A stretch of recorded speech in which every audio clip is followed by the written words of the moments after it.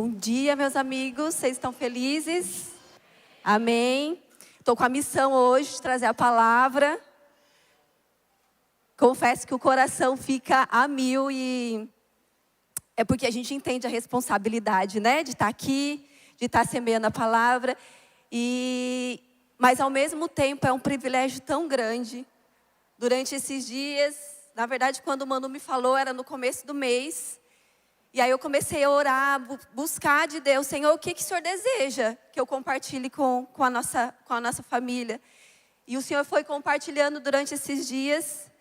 E ao mesmo tempo que eu ia estudando e escrevendo e anotando, o Senhor ia trabalhando muito no meu coração. Então eu acredito que Jesus vai falar conosco nessa manhã, amém? Vocês estão prontos para receber aquilo que Jesus tem para você nessa manhã? Vou tentar não falar à noite, né? Porque a gente acaba confundindo. E algo que foi falado semana passada, que o Manu até comentou, sobre a questão do contemplar, né? Que contemplar ao Senhor vai muito além do que você somente ouvir, entender dele. Mas é você parar, sentar e contemplar a beleza de Deus. Então nós, durante todas essas ministrações, essa série, nós temos aprendido muito sobre isso, sobre contemplar o Senhor. E nessa manhã, que a gente acalme o nosso coração, acalme os nossos pensamentos, as nossas emoções, para que a gente consiga, de fato, contemplar ao Senhor nessa manhã. Não somente ouvir um ensinamento, não somente ouvir palavras, mas contemplar a beleza de Deus. Amém? E eu queria orar mais uma vez antes de começar. Ah, Jesus, como nós precisamos de Ti. Obrigada, Jesus, porque o Senhor está aqui. Nós já sentimos o Senhor desde que nós entramos aqui. Obrigado por isso, Senhor. E eu te peço, Senhor, que nessa manhã o Senhor me capacite. Senhor, que eu venha derramar somente aquilo que o Senhor deseja falar com a Tua igreja, Pai. Deus, nós sabemos que nós temos o maior exemplo, que é o Senhor. E não há maior exemplo para nós do que o Teu Filho, Jesus. E que nessa manhã nós venhamos aprender, Jesus, contigo. Nos ensina através da Tua palavra. Acalma o nosso coração, acalma a nossa alma, o nosso espírito. Que nessa manhã nós venhamos contemplar, Senhor, aquilo que o Senhor tem para nós. Contemplar a Tua beleza. No nome de Jesus. Amém. Amém. Como eu disse, nós estamos vindo de uma série muito profunda e ao mesmo tempo simples. São princípios elementares da palavra de Deus, são coisas que para aqueles que já caminham com o Senhor há algum tempo, e aí você para e olha e fala, nossa, mas eu já sabia sobre isso, mas eu já aprendi sobre isso. Mas Jesus, Ele está nos alertando a voltar à essência, a voltar aos princípios elementares, à simplicidade do Evangelho. E quando a gente fala sobre os santos, nós falamos sobre a igreja, sobre o povo de Deus. E eu vou confessar para vocês que eu, diante de uma vida religiosa que eu vivia, para mim eu falava, meu Deus, eu não sou santa não. Pelo amor de Deus, santo é só um, é só o Senhor.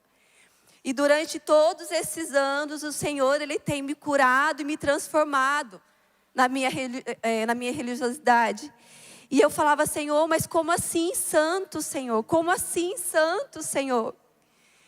E o Senhor, Ele falava, olha minha filha, você é minha. Você foi comprada por um preço, um alto preço de sangue. E santo quer dizer, não é que nós somos melhores ou que nós precisamos ser idolatrados e colocados em pedestais, nada disso. Santo quer dizer separado. E essa palavra no hebraico significa kadosh, algo ou alguém que foi separado para um uso exclusivo. Nós fomos comprados. Nós fomos amados por Jesus. Nós fomos adotados.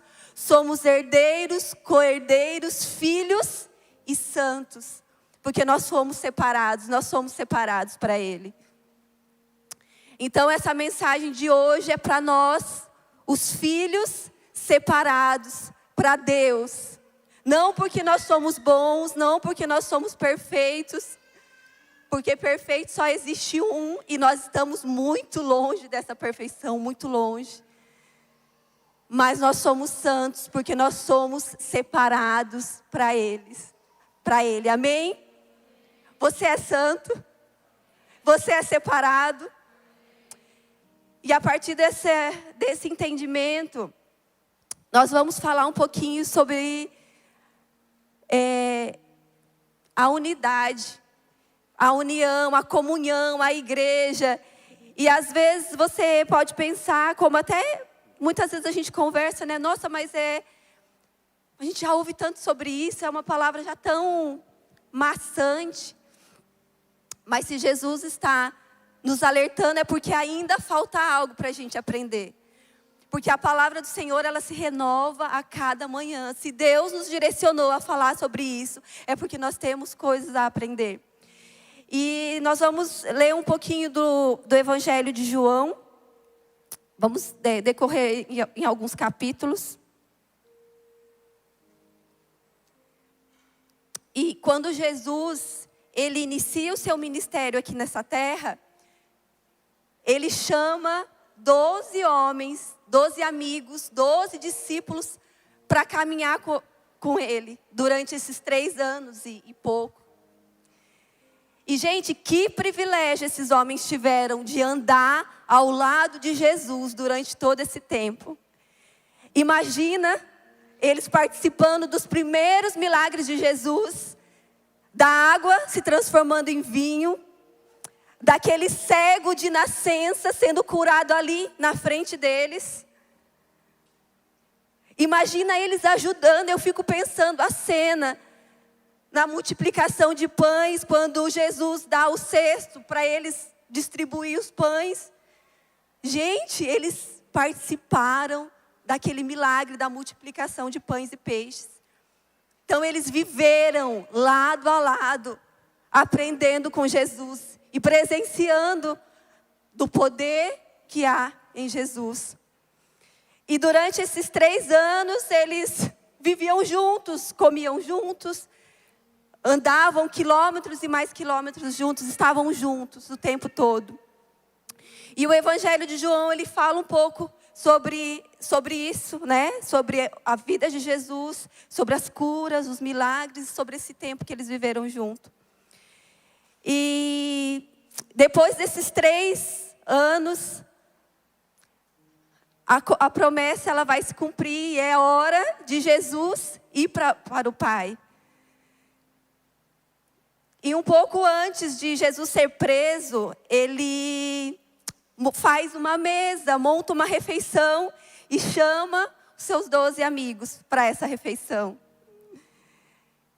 E, gente, eu vou falar para vocês, a mesa, não o nome mesa, nada disso. Mas quem está na mesa, toda vez que a gente chama Jesus para uma refeição, para uma mesa, não tem como nós sairmos os mesmos. Quem já viveu situação, eu já vivi várias vezes situações, né? Até na família mesmo. Eu tô meio assim com o meu pai, tô meio assim com o meu irmão. Vou fazer um almoço para eles. Vou fazer um café. E aí quando senta todo mundo na mesa, parece que todo mundo desarma, né? Porque há um poder de Deus no meio daquele momento de compartilhar uma refeição.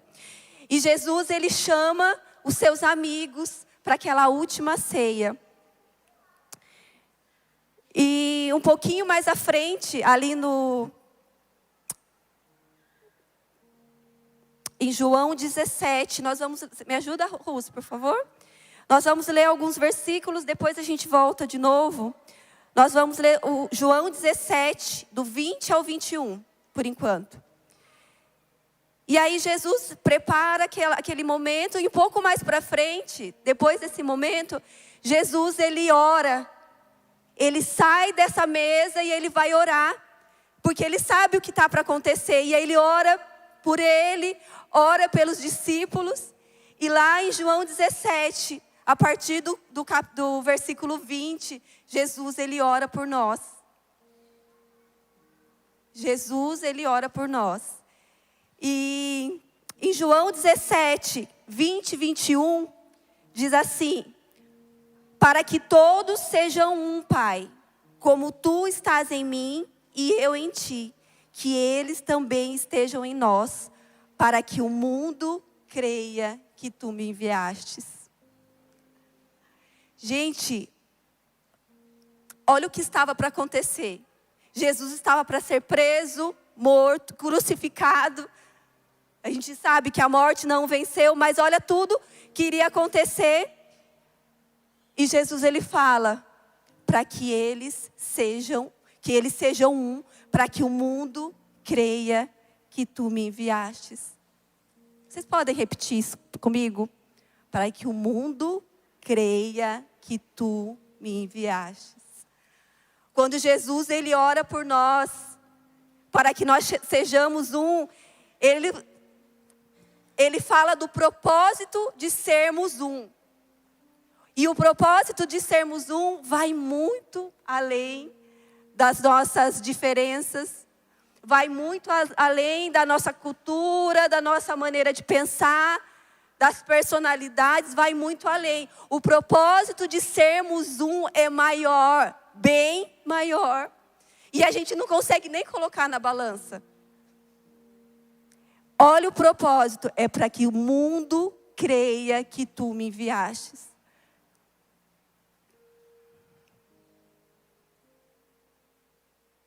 Há uma responsabilidade muito grande na unidade.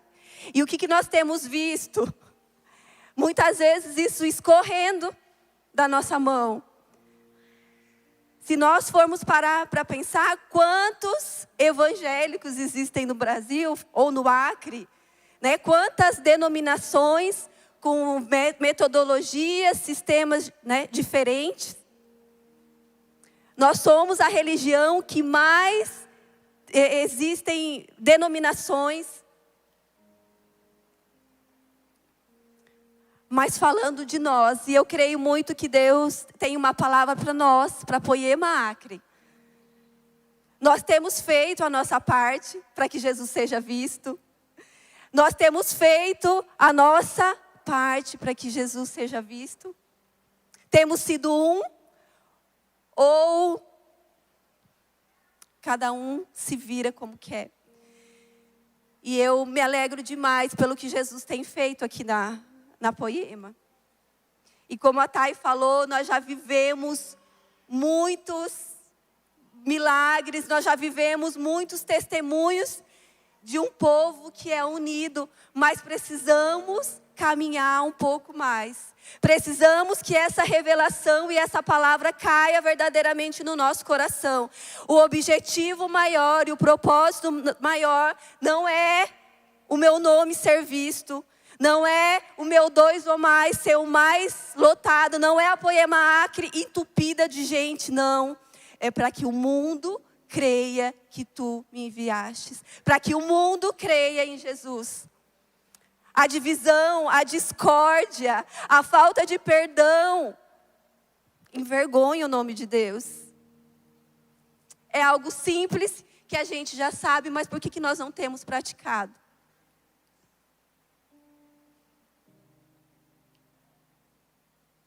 O propósito da nossa comunhão é que Jesus seja visto e o mundo creia nele.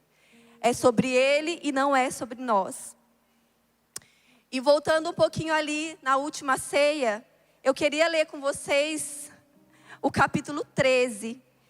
E Jesus ele vai inaugurar um novo mandamento. Aqui em João 13, Jesus inaugura um novo mandamento. Amai uns aos outros.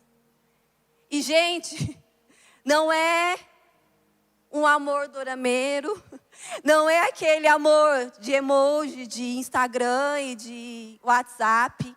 Não é um amor, nossa, eu amo pizza. Mas é um amor sacrificial. Se nós estivermos aqui hoje, contemplando a beleza de Deus, atentos para o que Jesus está falando, a gente vai entender que vai muito além. Não é um amor só, ai, eu te amo, uma palavra bonitinha. Não é, ai, nós nos amamos, não é isso. É um amor sacrificial. E Jesus, um pouquinho antes, ele fala sobre isso, ele nos ensina sobre o amor. E eu queria ler com vocês, pedir a ajuda da Rus para colocar João 13. João capítulo 13, se vocês puderem abrir a Bíblia de vocês e acompanhar, para que nós sejamos totalmente transformados pela palavra de Deus. Porque a palavra de Deus, ela pode transformar e penetrar no nosso coração. E a palavra diz assim: um pouco antes da festa da Páscoa, sabendo Jesus que havia chegado o tempo em que deixaria este mundo e iria para o Pai, tendo amado os seus que estavam no mundo, amou-os até o fim. Estava sendo servido o jantar e o diabo já havia induzido Judas Iscariotes, filho de Simão, a trair Jesus. Jesus, sabendo que o Pai havia posto todas as coisas debaixo do seu poder, que viera de Deus e voltava para Deus, levantou-se da mesa, tirou a capa e colocou uma toalha em volta da cintura.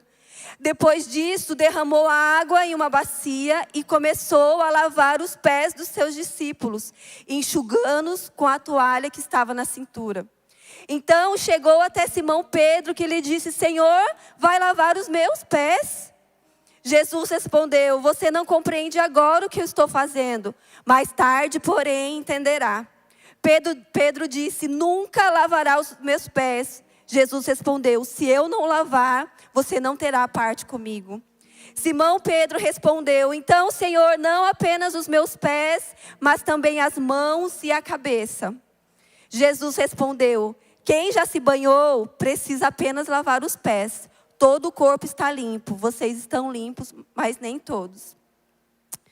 Jesus sabia quem iria traí-lo, por isso disse que nem todos estavam limpos. Quando terminou de lavar-lhes os pés, Jesus vestiu a capa e voltou ao seu lugar. Então perguntou: entendes o que fiz a vocês? Vocês me chamam mestre e Senhor, e com razão, pois eu sou. Pois bem, se eu, sendo Senhor e mestre de vocês, lavei os pés de vocês, então vocês também devem lavar os pés uns dos outros. Eu dei o exemplo para que, como eu fiz, também o façam. E em verdade lhe digo que nenhum escravo é maior do que o seu senhor, e nenhum enviado é maior do que aquele que o enviou. Agora que vocês sabem essas coisas, bem-aventurados serão se as praticarem. Não me refiro a todos vocês, conheço os que escolhi, mas isto acontece para que se cumpra a Escritura. Aquele a que partilhava do meu pão voltou-se contra mim. Estou dizendo isto agora, antes que aconteça, para que quando acontecer, vocês creiam que eu sou. Em verdade lhe digo que quem recebe aquele que eu enviar, recebe a mim. E quem recebe a mim, recebe aquele que me enviou. Depois de dizer isso, Jesus perturbou-se profundamente e declarou: em verdade lhe digo que um de vocês me trairá. Então os seus discípulos olharam uns para os outros, sem saber a quem ele se referia. E um deles, o discípulo a quem Jesus amava, estava reclinado ao lado dele. Simão Pedro fez sinais a esse discípulo para que perguntasse a quem Jesus se referia. Reclinando-se esse discípulo sobre o peito de Jesus, perguntou-lhe: Senhor, quem é? E Jesus respondeu: aquele em quem eu der um pedaço de pão molhado no prato. Então, molhando o pedaço de pão, deu a Judas Iscariotes, filho de Simão. Logo que Judas comeu o pão, Satanás entrou nele. O que você está para fazer, faça depressa, disse-lhe Jesus. No entanto, nenhum do que estavam à mesa entendeu, porque Jesus lhe disse isso. Como Judas era o encarregado do dinheiro, alguns pensaram que Jesus lhe dizia que comprasse o necessário para a festa, ou que desse algo aos pobres. Então, assim que comeu o pão, Judas saiu e era a noite. Depois que Judas saiu, Jesus disse: agora o Filho do Homem foi glorificado e Deus foi glorificado nele. Se Deus foi glorificado nele, Deus também glorificará o Filho nele mesmo e o fará em breve. Meus filhinhos, estarei com vocês apenas um pouco mais. Vocês procurarão por mim e, como eu disse aos judeus, agora digo a vocês: para onde eu vou, vocês não podem ir. Um novo mandamento dou a vocês: amem uns aos outros como eu os amei. Vocês devem amar uns aos outros. Deste modo, todos saberão que são os meus discípulos, se vocês amarem uns aos outros. Simão Pedro lhe perguntou: Senhor, para onde vais? E Jesus respondeu: para onde eu vou, vocês não podem me seguir agora, mas me seguirão mais tarde. Pedro perguntou: Senhor, por que não posso seguir-te agora? Darei a minha vida por ti. Então Jesus respondeu: você dará a vida por mim? Em verdade lhe digo que antes que o galo cante, você me negará 3 vezes. Amém. Jesus, ele inaugura um novo mandamento. E ele nos ensina sobre o amor. E como nós somos parecidos com esses discípulos. Como nós somos parecidos. Eu fico imaginando Pedro, ousado, líder nato. Ele quer resolver: não, Senhor, você não vai lavar o meu pé. Meu Deus, como que você vai lavar o meu pé? Eu acho que o mestre não pode, você não pode fazer isso. Gente, eu lembro a primeira vez que eu recebi uma oferta. Vou ser bem sincera com vocês. Eu falava assim: não precisa. Obrigada, não precisa. E a pessoa falava assim: eu quero te dar uma oferta. E aí eu recebi, mas totalmente constrangida.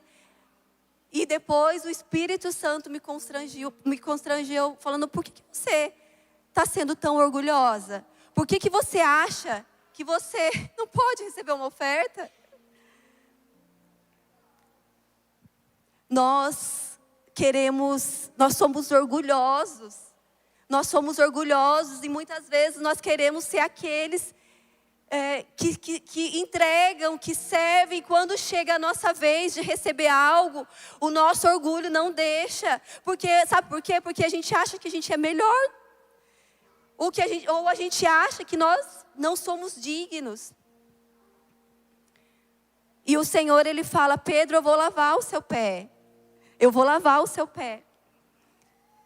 E eu imagino os discípulos olhando um para o outro, como isso parece com a gente. Nas nossas mesas, com os nossos amigos, tem amigos que a gente só de olhar a gente já conhece, né? Às vezes uma olhadinha assim, a gente já sabe: poxa, eu olho assim para a Thay já sabe mais ou menos, a Gabi, a Rai, assim. A gente se comunica com o olhar. E eu imagino os discípulos na mesa, sentados. Aí Pedro já faz aquela confusão. E Jesus já repreende ele, lava o pé, ele senta na mesa. E aí um olhando para o outro, Jesus começa a falar que tem um lá no meio que vai trair. E aí um começa a olhar para o outro: quem será? Quem será? E sempre tem. E gente, nós precisamos entender que nós somos diferentes, que nós somos, e isso é a beleza do corpo de Cristo. Essa é a beleza do Evangelho. As nossas diferenças é o que sustenta o corpo. Os membros sustentam e dão estabilidade para o corpo. Agora imagina se todos os membros do corpo fossem iguais. Imagina nós, todos iguaizinhos. Todos robozinhos superficiais, todos iguais. Ia ser muito chato. E o propósito da igreja não seria cumprido. Mas Deus, Ele fez cada um diferente. Em Efésios, eu não sei se eu passei para Efésios.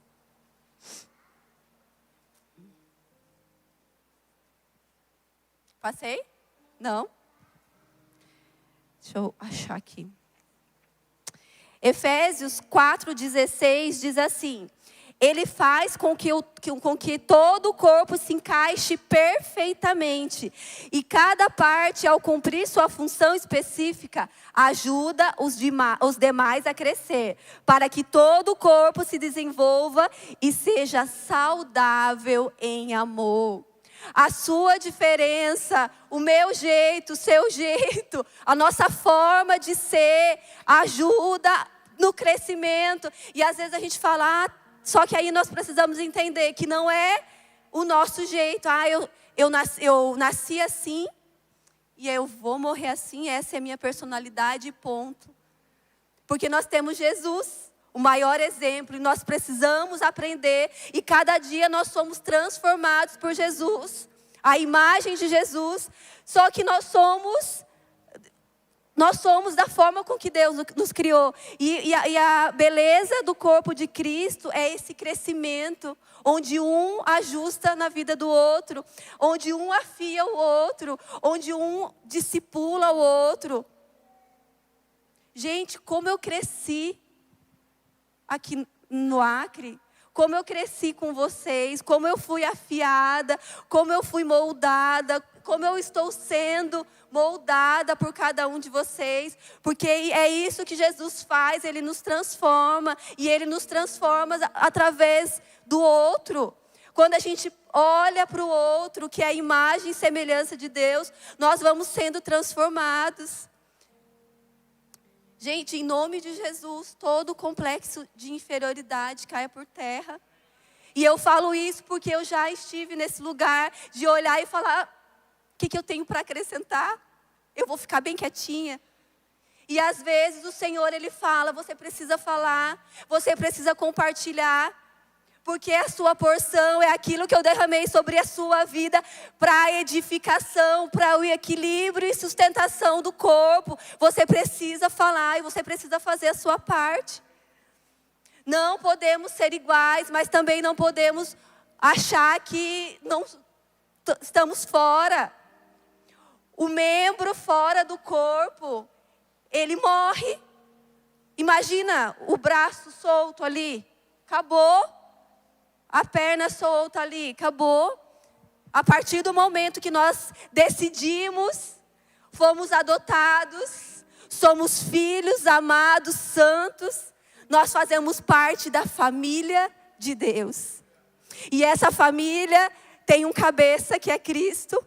E todos nós, a igreja, somos o corpo, onde um é ajustado através da vida do outro. E eles na mesa lá, um olhando para o outro, meu Deus, quem será? E aqueles olhares, quem vai trair?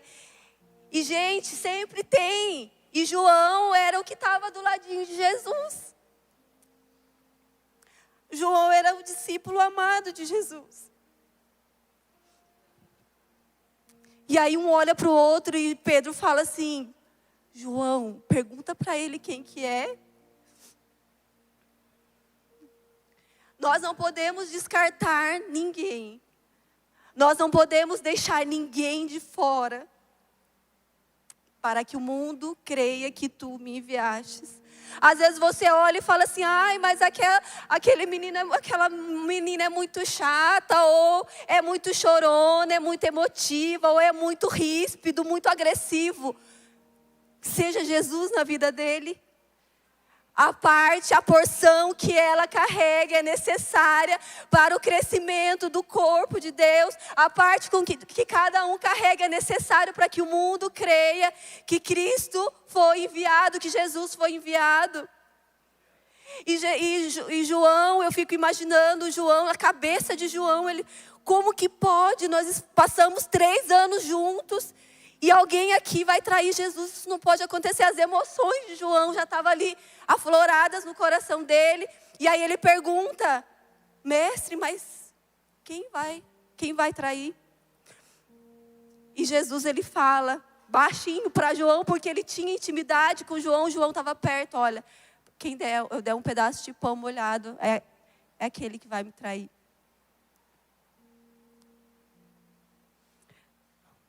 Mas também tem outros, tem Tomé. Mas um pouquinho mais para frente, Jesus, ele fala: eu vou para o Pai, mas eu volto para buscar vocês. E Tomé é muito a gente também. Porque ele fala assim, tá, mas se nós não sabemos para onde vai, como que nós vamos saber o caminho? Tomé é aquele que pensa rápido, que calcula, que fala, tá bom, Jesus vai voltar para nos buscar, mas como que nós vamos saber o caminho? Precisamos de Tomés. Precisamos daqueles que gostam de planejar, que pensam lá na frente, que calculam a rota. E também tem Felipe, distraído, como eu me vejo em Felipe, que quando Jesus, ou que gosta de simplificar as coisas, Jesus, ele fala, eu vou para o Pai, é necessário que eu vá para o Pai. E aí o Felipe fala, Senhor, mostra-nos o Pai e isso basta. Simplifica para nós, Senhor, por favor, simplifica para nós. E aí Jesus repreende Felipe e fala, Felipe, você andou todo esse tempo comigo e você não sabe quem eu sou. Mas foram aqueles que Jesus escolheu para caminhar com ele. E foram aqueles que foram transformados por Jesus. Foram aqueles que foram apaixonados. E a partir deles, depois que Jesus, ele é crucificado, depois que Jesus vai para o Pai, quem deu sequência àquilo que Jesus estava fazendo na terra foram os discípulos, através de tudo aquilo que eles aprenderam na mesa, no caminho com o Mestre. Pedro, acontece tudo o que aconteceu, nega Jesus, corta a orelha do soldado. Pedro é o sanguíneozão, aquele que quer resolver, faz, se arrepende e volta, somos nós. Só que a primeira pregação de Pedro, depois que Jesus, ele é crucificado, mais de 3.000 pessoas recebem Jesus. Pedro era um líder. Ele colocou em prática aquilo que ele tinha aprendido com Jesus. E eu quero fazer uma pergunta para vocês. Quem são as pessoas que Deus tem colocado na sua vida? Até Judas, a palavra diz que lá na mesa, na ceia, ali na refeição, na última ceia, o Senhor, a palavra diz que Deus os amou até o fim. E talvez esse seja o tema da minha mensagem. Amar até o fim. Jesus amou Judas até o fim. Naquela mesa, Jesus amou Judas. E por que nós estamos descartando as pessoas da nossa vida? Ah, não, isso aqui não tem mais jeito. Ah, não combina comigo. Isso é bom para você crescer. As pessoas diferentes de você, é para que você seja esticado, para que você amadureça, para que você cresça e que a gente venha cumprir a nossa missão. E qual que é a nossa missão? Que o mundo creia em Jesus.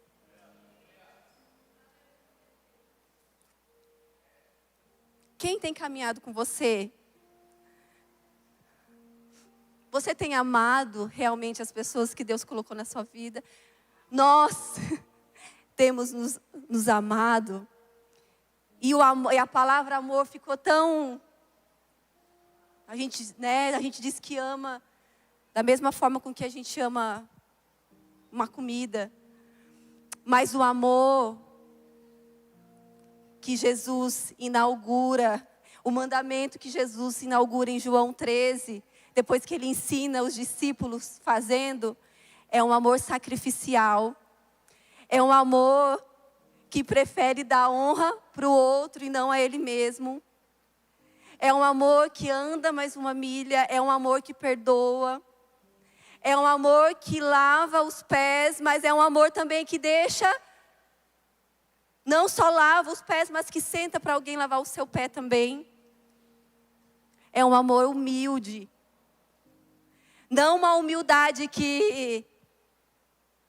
de um complexo de inferioridade, mas de reconhecer que o outro é maior. E não tem problema nenhum nisso, gente.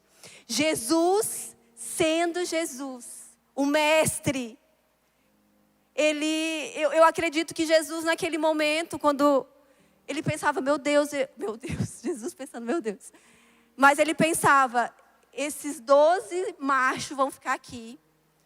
Como que eles vão se entender? Não vai dar certo. Eu preciso fazer algo concreto ali para que eles possam entender.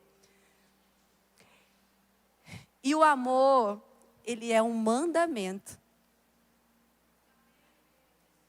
O amor não é somente uma palavra bonita, porque é uma palavra bonita, mas é um mandamento. É um mandamento. E se nós conhecemos a Deus, se nós somos filhos e santos, nós precisamos obedecer a palavra, a toda a palavra.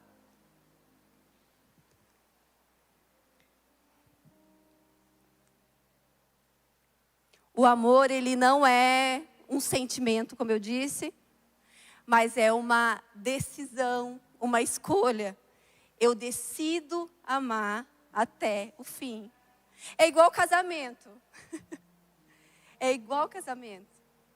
A gente tem, por isso que até o Igor falou isso no culto de casais, né? Sobre o Cristo e a igreja, o casamento de Cristo com a igreja. A partir do momento que a gente se une, né, no caso eu, com o nosso marido, é até o fim. É até o fim. E talvez os anos passam e aquela paixão, aquele fogo, ele vai diminuindo. No meu caso, gente, graças a Deus não, a gente se ama de verdade. A gente tem as nossas dificuldades, muitas nós temos. Mas nós decidimos amar até o fim. E o amor é uma decisão de estar ao lado daquela pessoa. Porque foi Jesus que colocou ela na nossa vida. Você está disposto a amar aqueles que Jesus colocou na sua vida até o fim? Você está disposto a abaixar, colocar a toalhinha na cintura e lavar o pé daquele que te magoou, daquele que te feriu, daquele que te dá ranço às vezes, que não está certo, que está errado? Você precisa pedir para Deus limpar e sondar o seu coração. Eu preciso pedir para Deus, que eu possa olhar para ele e para ela com os teus olhos.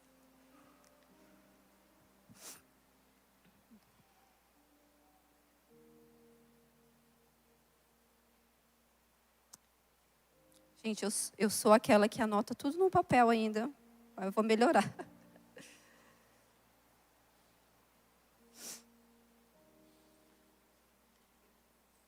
Vocês estão felizes? Estão entendendo? Glória a Deus. Esse amor que a gente está falando é um amor responsável e maduro.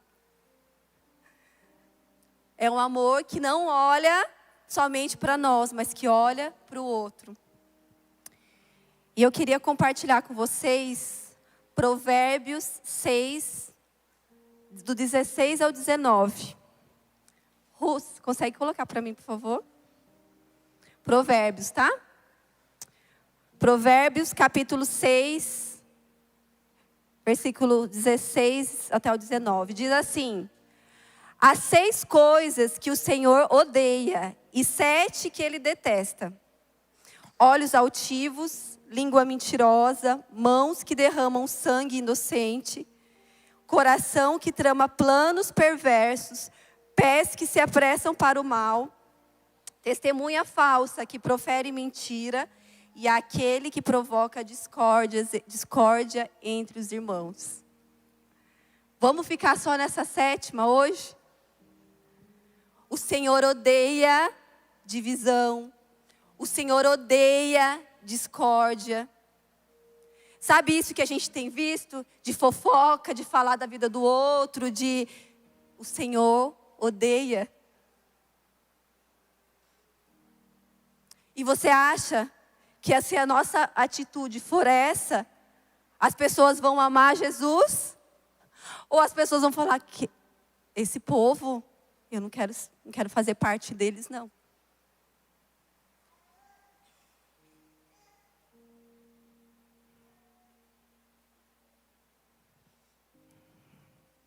Tem um autor chamado Francis Chan, e eu anotei uma partezinha do livro que ele escreveu.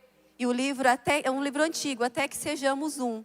Se vocês tiverem a oportunidade de ler, leiam. E tem uma frase que ele diz assim: só quando levarmos a sério as Escrituras, entenderemos que Deus se preocupa mais com a unidade do que qualquer ser humano jamais se preocupou. Deus se preocupa com a unidade. Deus se preocupa com a comunhão do seu povo. Deus se preocupa com o amor em que nós demonstramos um para o outro. Ou nós conhecemos de fato a palavra de Deus, ou nós mergulhamos de fato, ou a gente pega algumas partes e fala, não, isso eu quero, isso eu não quero. Mas corre o grande risco de quando Jesus voltar e ele perguntar, e aí? E o novo mandamento que eu inaugurei lá quando eu estava para ser morto e crucificado pelos pecados de vocês, você esqueceu? Você esqueceu o que eu fiz por amor? Você esqueceu o que eu fiz por amor? E a palavra diz, amai uns aos outros como eu os amei. Gente, que fácil, né? Para não dizer o contrário. Cristo, Ele morreu por nós. Como nós cantamos hoje. Um preço de sangue foi pago.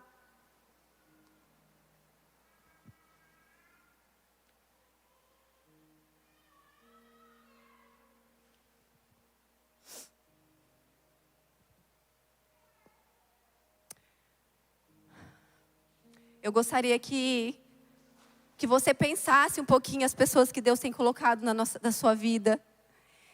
E se existe alguém, se existem pessoas que precisam de reconciliação. Se Deus colocar alguém no seu coração para que você se reconcilie, para que você peça perdão, faça isso hoje. Não deixe para amanhã, não deixe para depois. Deus odeia a divisão, Deus odeia a discórdia, Deus odeia a fofoca. Deus odeia. E por que nós estamos permanecendo nisso? Deus é tão maravilhoso que Ele nos conhece tão profundamente. E Ele sabia que a gente precisava dessa palavra simples e profunda. Que a gente precisava voltar o nosso coração para Ele, ao Senhor, voltar o nosso coração ao Senhor. E Ele sabia que nós precisávamos voltar o nosso coração um para com os outros. E Ele sabia que nós precisávamos também voltar o nosso coração para as pessoas que estão aí fora. Ou nós acreditamos de fato na palavra de Deus e obedecemos ela 100%. Ou a gente vai viver uma vida patinando. Você quer fazer parte daquilo que Jesus está fazendo nessa terra? Eu quero, e toda vez eu agradeço a Deus pela oportunidade. Os discípulos, eles participaram daquilo que Jesus fez. E foram transformados, foram tocados, foram libertos. E Deus está fazendo algo aqui em Rio Branco. Deus está fazendo algo dentro da sua casa. Deus está fazendo algo dentro do seu 2 ou mais. Nós vamos retornar daqui a algumas semanas. Talvez o nosso primeiro 2 ou mais seja de reconciliação. Talvez vai ser um momento que você vai sentar e você vai lavar o pé do seu amigo. Talvez a nossa casa está precisando de uma mesa de reconciliação.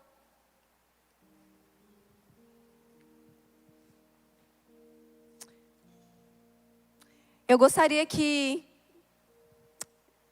vocês ficassem em pé. Queria tirar um tempinho de oração.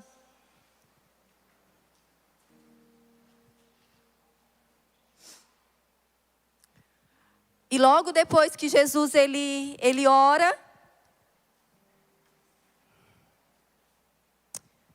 para que nós sejamos um, ele é preso.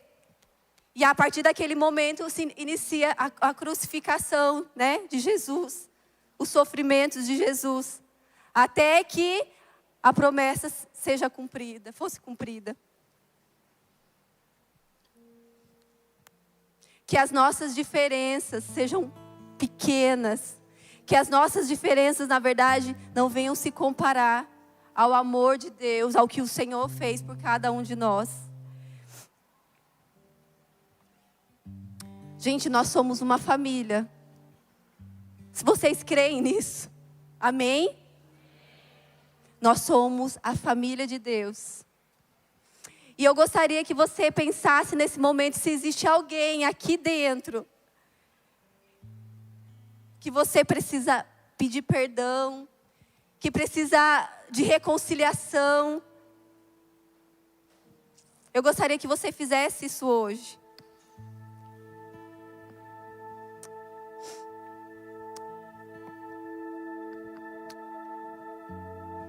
Tem alguém aqui que já foi bênção na sua vida? Assim como a Thay falou, eu lembro da Joane dando testemunho do casamento dela, que ela ficou impactada com as meninas ali, amando ela e decorando. Eu lembro de cada mesa que nós tivemos aqui, de cada palavra que Jesus derramou através da vida de vocês nas nossas vidas. Eu lembro de detalhes do Senhor demonstrando o seu amor através da vida de cada um de vocês. E eu queria que, se você pudesse, nesse momento, se unir com alguém. Não dá pra gente finalizar o culto sozinhos. Não podemos finalizar o culto sozinhos. Eu quero fazer o seguinte.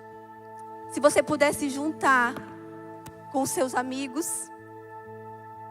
Só que nós vamos o pessoal dos 2 ou mais. Só que também nós não vamos deixar ninguém sozinhos. Ninguém vai ficar sozinho. Então, enquanto o louvor está ministrando, se una com os seus amigos, com os seus 2 ou mais. Quem está nos visitando pela primeira vez, quem está sozinho, eu queria que você viesse aqui na frente, por favor.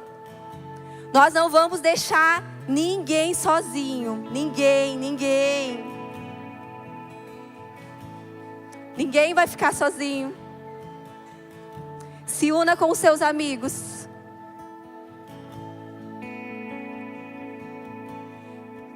Senhor, nós queremos cumprir de fato esse mandamento, Jesus. Nós queremos cumprir de fato esse mandamento de amar uns aos outros como o Senhor nos amou.